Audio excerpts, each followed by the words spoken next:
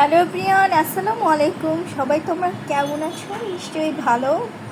আজ আমাদের এখানে এখন সময় হচ্ছে সকাল 10টা। আজকে ছুটির দিন ছিল, যার কারণে ইচ্ছে করে দেরি করে ওঠা। তো সকালবেলায় কি নাস্তা করব খুঁজে পাচ্ছিলাম না, রুটিও খেতে ভালো লাগছিল না। দেন আমার খুব পছন্দের একটি খাবার মাঝে মাঝে ভালো লাগে, এই তো পান্তা ভাত, সাথে পেঁয়াজ, কাঁচামরিচ, লেবু, দেন ডিম ভাজা আছে সাথে। আরও অনেক কিছু খাওয়া যেত, ফ্রিজে মাছ ছিল, বাট আলসেমির জন্য ভাজা হলো না। ডাল ভর্তা, সাথে যদি আলু ভর্তা হয়তো কথাই নাই।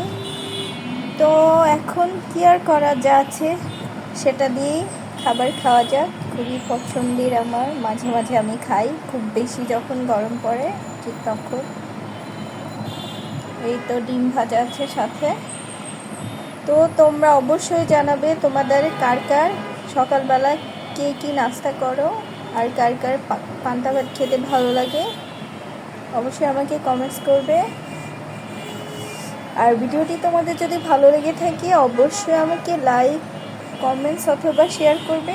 আজ এ পর্যন্তই। আল্লাহ হাফেজ, ভালো থেকো, সুন্দর থেকো।